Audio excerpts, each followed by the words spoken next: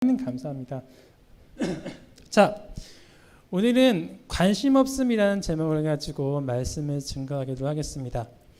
오늘은 사사기 마지막 말씀입니다. 오늘로 사사기는 끝납니다. 그렇기 때문에 말씀에 들어가기에 앞서서 지금까지 사사기가 대략 어떤 내용이었는지 잠깐 요약해보고 가보도록 할게요.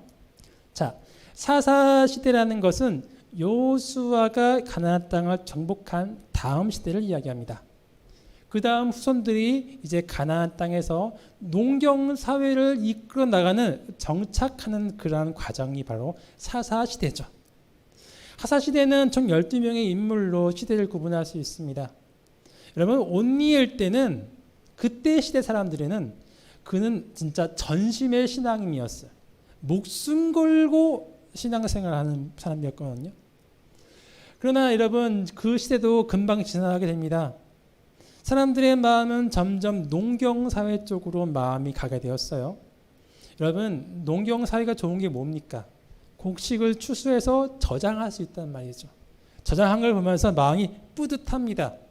많이 저장할수록 나의 재산이 늘어나는 거예요.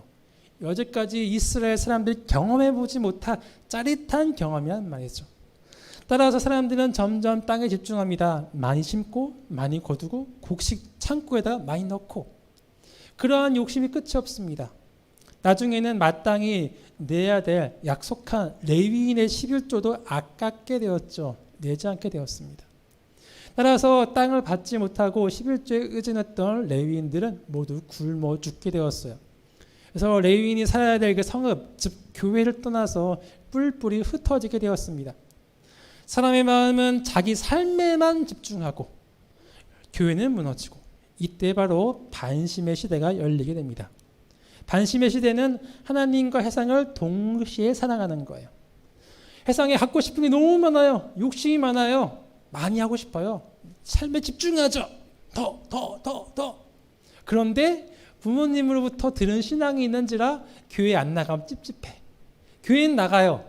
그런데 해상 사람들과 교인이랑 별반 다를 바가 없는 시대, 반심의 시대죠. 자, 사람들의 욕심과 교회가 무너진 다음부터 신앙은 점점 하향세로 떨어지게 됩니다. 그리고 드디어 오늘의 말씀인 삼손의 시대가 열리는데, 삼손은 한마디로 요약해서 무심의 사람입니다. 무심. 하나님께 아무런 마음이 없어요. 하나님의 일을 난 관심이 없어. 삼손에게 유일하게 관심 있는 건 뭐예요?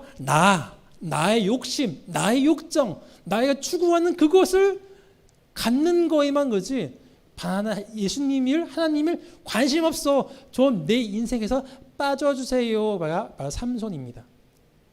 여러분, 이것은 양평동 교회의 역사로도 비춰볼 수 있는 거예요. 바로 1907년대 양평동 교회가 태어났죠. 그때는 전심의 시대였어요. 신앙 때문에 목숨도 바치고 실제로 죽으신 분도 많았습니다. 여러분, 근데 1980년대부터 이제 한국 경제가 부흥하면서부터 반심의 시대가 드러나게 됩니다. 돈을 잘 벌고 싶어. 하나님을 믿는 것도 돈을 벌기 위한 목적이야. 기복신앙.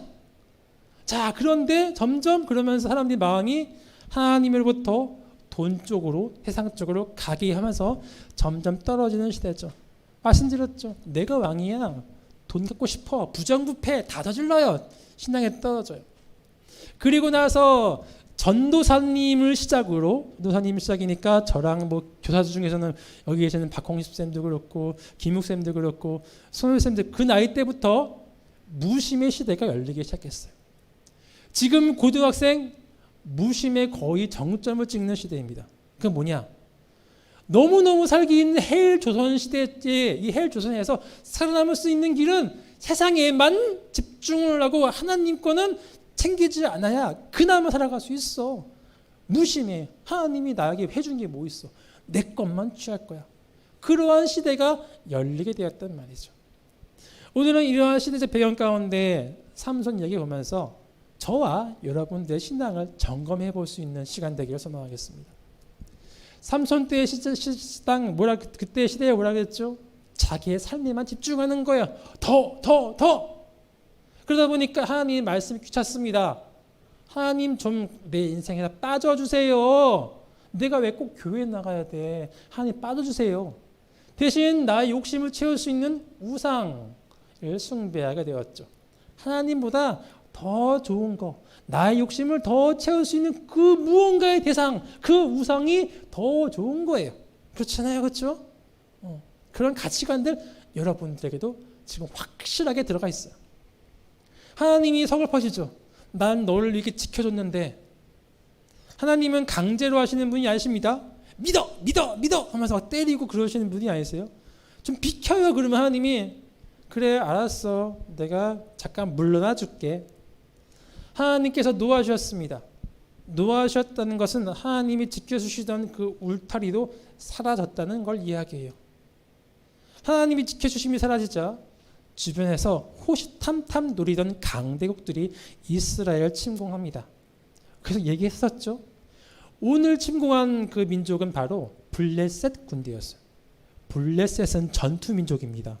워낙에 크고요. 골리앗 그리고 아낙 자손 거인들도 아직까지 있던 그때예요. 자, 블레셋 군대가 40년간 침공해가지고 사람들 죽이고 우리가 추수하고 노력하는 걸 다 뺏어갔어요. 기드온 때는 7년이었죠. 40년입니다. 거의 일제시대의 강점기 같은 거예요. 40년이면은 정신 상태가 완전 이제 뭐 다 뺏기는 혼이 나갈 정도의 시간인 거예요. 너무 고통스러웠어요. 이제는 죽겠다 싶을 정도로 힘들었어요. 바로 그때 하나님께서 이스라엘 민족들을 구원할 마음이 생기셨습니다. 근데 한 가지 문제가 있어요. 이스라엘 민족을 구원해서 사사를 세우고 싶은데 세울 만한 지도자가 없어. 지금 여기 있는 태어나 있는 모든 어른들 보니까 제대로 된 이 사람이 아무것도 없어. 다 묻어졌어요. 어떡합니까? 새로 만들어야 됐죠. 그래서 하나님은 새로운 인물을 태어나면서부터 선택하셔가지고 글을 쓰겠다고 했습니다. 그게 바로 삼손이었어요. 삼손의 아버지는 마노아라는 할아버지였습니다. 또 마노아의 어머니, 아내, 즉 이제 삼손의 부모님이죠. 할아버지, 할머니 아이가 없는 그러한 노 부부였어요. 어느 날 천사가 와가지고 이야기합니다. 너가 아들을 낳을 거야. 그 아들은 하나님께 바쳐진 나실인이 될 거야. 그 너의 아들로 인해 고통받는 이스라엘 민족이 블레셋으로부터 구원받게 될 거야. 확실한 비전과 소망과 선택받은 거죠. 여러분, 나실인은 하면 안 되는 것들이 너무 많습니다. 삼가 포도주와 독주 술 마시면 안 되고요. 어떠한 부정한 것도 먹으면 안 되고요. 머리에 삭도도 대면 안 돼요. 이 핵심은 뭐냐? 이 뜻은 하나님의 일을 하는 사람은 거룩해야 돼. 남들처럼 흥청망청 술에 술 탄 듯 물에 물 탄 듯 세상에 흘러가는 사람이 아니라 확실한 거룩한 사람이어야 돼. 그 뜻이었어요. 그렇게 선택받은 나실인 삼손. 여러분, 그냥 하나님은 그냥 무턱대고 나가서 일해 그러신 분이 아니십니다. 일을 할 수 있는 그 일에 합당한 능력을 주시는 분이세요. 하나님은 삼손이 태어나면서부터 커다란 능력을 주셨죠. 첫 번째 능력은 무엇이냐? 바로 힘이었어요. 성경은 이야기하죠. 삼손이 길 가다가 힘센 사자를 그냥 입을 찢어서 죽였다. 여러분, 이 사람들의 힘 중에서 가장 강력한 게 악력입니다. 깨무는 힘. 이 거의 1톤인가 가까이 된다. 1톤인가? 깨무는 인간의 힘이 손가락 하나 잘리는 거 일도 아니죠. 이빨로요. 사자는 더 셉니다. 1톤이 아니라 뭐 몇 톤, 그 몇 배의 힘이 될 거예요. 근데 그거를 사람의 팔로 이걸 찢어? 여러분, 역선수가 150kg 들면 잘 되는 거예요. 근데 수톤, 그러니까 즉 10배, 일반인의 10배, 20배의 힘을 가진 삼손, 그 정도의 힘을 주셨다는 뜻이에요. 자, 하나님이 힘만 주신 것이 아니십니다. 그의 기술도 주셨어요. 기술과 지혜. 삼손은 여러분 새 턱뼈, 나귀의 턱뼈를 가지고 블레셋 군대 1000명을 때려 죽였다 그러거든요. 근데 블레셋이 그때 당시에 철기 문화였어요. 철기 문화. 암만 그래도 이 턱뼈가 강해도 턱뼈랑 칼이랑 부딪히면 턱뼈가 으스러집니다. 그리고 이 삼손같이 힘센 사람이 그냥 아직하면 턱뼈 부러져요. 즉 뭐냐? 힘은 센데 그러면서도 이거를 절묘하게 잡아서 1000명이나 이거 부서지지 않고 때릴 정도로 놀라운 기술을 갖고 있는 사람이에요. 스킬, 힘만 센 게 스킬이 있다니까요. 그뿐만이 아닙니다. 삼손은 지혜도 있어요. 삼손이나 전투하는 거 보면은 처음에는 그냥 돌격 앞으로가 아니라 잡히는 척 잡혔어요. 잡히다가 블레셋 군대가 방심하는 틈에 이거를 그냥 끈을 풀어다 가지고 그때부터 싸우거든요. 삼손은 전략 전술 지혜도 있는 사람이에요. 힘과 기술과 지혜가 있는 이러한 삼손 완벽하죠. 이제 일만 하면 되죠.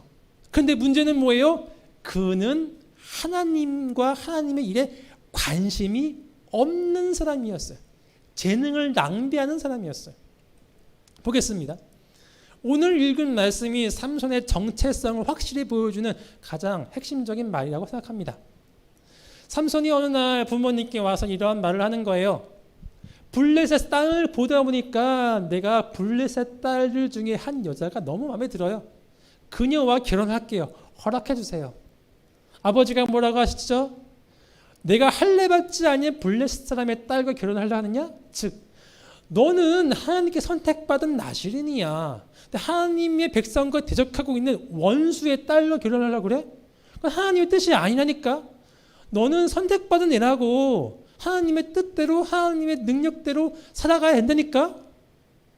이때 삼손이 뭐라고 하신지 아십니까? 내가 그 여자를 좋아하오니 나를 위하여 그 여자를 데려오소서. 주어가 뭡니까? 이 사람의 여기 핵심 가치가 등장하죠. 나예요, 나. 내가 좋아하면 땡이에요. 하나님의 뜻이 뭐라 하든 다 필요 없어. 내가 좋으면 땡인데 뭐. 나를 위하면 땡인데 뭐. 이것은 다윗과 180도 다릅니다. 다윗은 뭐라고 했어요? 하나님이 좋아하시기 때문에 성전을 세우고 하나님 때문에 내가 이렇게 했습니다 하고 하나님을 위해서 내가 모든 것 바칩니다. 즐거이 나의 모든 평생을 모은 재물을 바치나이다. 이게 다윗의 고백이죠. 삼손과 다윗은 180도 달라요. 주어가 나예요. 나. 나를 위해 살고 싶어. 좀 하나님의 일 관심 없어. 좀 빠져주세요. 내 인생에 빠져줘요. 귀찮아요. 신앙생활 싫어요. 삼손이었어요. 여러분 이러한 마인드를 갖고 있는 삼손이 나실의 규정을 다 지킬까요? 삼가 포도주와 독주를 마시지 말라는 뜻은 단순히 술을 먹지 말라는 이야기가 아닙니다. 신약 성경에도 이야기하죠. 술에 취하지 말라. 이는 방탕한 것이니 술은 방탕의 의미입니다. 술 먹으면 술에 술 탄 듯 물에 물 탄 듯 캐스라 스라 놀자 하면서 정신을 잃어버려요. 이성의 끈을 놓고 소명이든 사명이든 다 필요 없어. 그냥 세상 따라 흘러가는 것이 바로 이 술 취하는 거예요. 그냥 가가지고 내 마음대로 오늘도 취하고 내일로 취하고 마약에 취하고 이렇게 정신없는 게 바로 술 취하고 방탕한 거예요. 근데 전도사님이 이제 남자 고등학교를 다녀보고 또 이제 군대를 가고 남자들과 모였죠. 또 남자들과 직장 생활 10년 동안 하다 보니까 남자들의 사고를 좀 알아요. 얼마나 남자들끼리 음란한 이야기를 많이 하는데요. 직장에서도.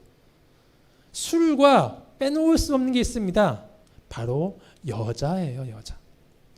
여자가 있는 곳에 남자들은 술을 먹게 되고요. 술을 먹으면 당연히 여자가 이게 될 수밖에 없는 거예요. 남자들의 습성이더라고. 또 술 좋아하는 사람들은 맨날 그래요. 허랑방탕한 거야. 근데 뭐라고요? 삼손이 제일 좋아하는 게 뭐예요? 술이 아니야. 여자를 제일 좋아하는 거예요. 그는 여자를 너무너무 사랑해요. 방탕한 삶이죠. 어떠한 부정한 것도 먹지 말라. 이건 정결하는 뜻이죠. 정결한 백성이 되라. 그런데 삼손은 그러한 자의식이 없습니다. 지난번에 찢어 죽였던 이 사자로부터 맛있는 것이 있어요. 하나님이 말씀은 알지만 그게 뭐 어때서? 내가 하고 싶으면 먹는 거예요. 하나님 뜻이 어쨌든 내가 하고 싶으면 먹는 것. 이 맛있는 것도 하나님의 말씀이랑 비교했을 적에 하나님의 말씀은 아무것도 아니야. 먹는 게 더 좋아. 그렇죠? 아니 감각적인 사람이죠. 본능적인 사람이고 먹고 느끼는 것만 되게 좋아해. 욕정적인 사람. 그 머리에 삭도를 대지 말라. 뭐 물론 머리라는 것은 삼손의 힘의 근원이었죠. 삼손이 자른 적은 없지만 결국은 그가 좋아하는 드릴라의 머리가 밀리게 되죠. 이 아이는 태에서 나옴으로부터 하나님께 바쳐진 나실인. 삼손은 나실인에 대한 자각도 없어요. 자부심도 없어요. 이게 뭐 어때서? 내가 제일 중요해. 내 삶이 제일 중요해. 나의 성공, 나의 느끼는 거, 욕정, 그게 제일 중요했다니까. 어느 날 이러한 삼손이 블레셋과 전쟁을 치렀습니다. 우리는 이럴 수 있죠. 그래도 하나님의 일을 위해 일하지 않습니까? 물론 하나님께서 이러한 삼손도 이용하셔서 사용하신 것이지만 삼손의 전투 목적은 하나님을 높이고 하나님의 뜻을 성취하려는 게 조금도 없었어요. 그는 홧김에 열받아가지고 죽인 것이었어요. 어느 날 자기가 좋아하는 약혼녀를 블레셋 사람들이 죽여버리거든요. 그러니까 열받아가지고 홧김에 나가서 그냥 다 죽여버린 것이었어요. 하나님 사랑 전혀 없었어요. 그냥 화나니까 눈 안 깔아? 조폭같이 행동했던 거야. 어느 날 삼손이 소래골짜기 드릴라라는 이름한 여인을 사랑했다고 합니다. 굉장히 의미가 큰 말입니다. 예수님은 뭐라 그러죠? 첫 번째 계명은, 가장 중요한 계명은 하나님 사랑. 두 번째 중요한 것은 이웃 사랑이라. 이것이 율법의 강령이니라 말씀하셨죠. 그런데 삼손은 하나님 사랑도 아니고 이웃 사랑도 아니고 여인 사랑이에요. 왜? 그가 나의 쾌락을 주니까. 이게 인생의 모토였어요. 내가 살아가는 이유, 여자. 그런데 드릴라라는 여인이 너무너무 이뻤나 봐요. 드릴라라고 이렇게 절세 미인이 삼손 힘만 센 삼손이 뭐가 좋겠습니까? 이 드릴라가 다 계획이 있는 거죠. 삼손이 돈이 될 만해.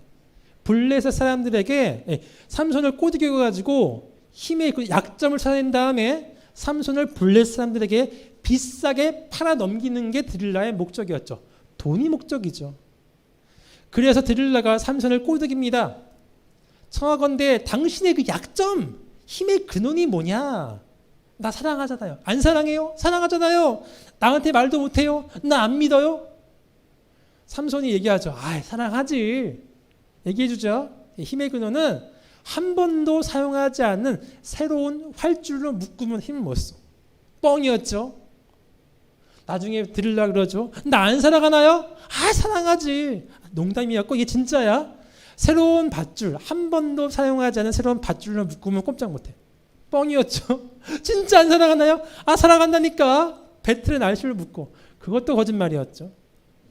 여러분, 삼손이 지혜가 있고 머리가 잘 돌아가는 사람인데 이 드릴라가 자기 죽이려고 그러는 거 모를까요? 삼손은 알고 있었어요. 이건 멍청한 초등학생도 알아. 삼손이 왜 드릴라가 자기를 죽이려고 하는 걸 알면서도 이렇게 같이 있죠? 자신 있는 거죠. 설마 힘없는 이 여인이 나를 어떻게 할 수 있겠어?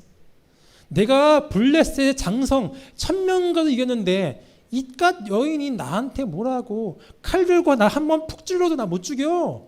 내가 손가락으로 톡 치면 날아갈 여성이 나를 어떻게 죽이겠어. 이러한 이것이 있는 거죠.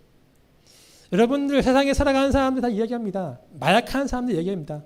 이 마약 내가 마음 먹으면 언제든지 탁 끊을 수 있어. 이 담배 마음 먹으면 탁 끊을 수 있어. 누구나 이야기해요.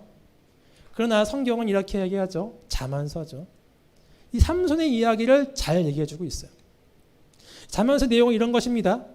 집가라는 게 바로 사거리거든요. 사람 많이 다니는 시장거리에 옷을 야시하게 입으면 음탕한 여인, 드릴라와 같은 여인이 어디 누구 돈 뺏어 먹을 만한 남자 없나 이러고 있습니다. 그냥 삼손같이 힘만 세고 자기 힘만 믿는 사람이 지나가는 거예요. 그러면서 얘기하는 거죠. 오늘 밤 나와 함께 보내자. 내 집에 가면은 너가 좋아하는 게 다 있고 맛있는 음식이 다 있어. 하룻밤만 나랑 같이 있으면 아무도 모를 거야. 하룻밤만 지내자.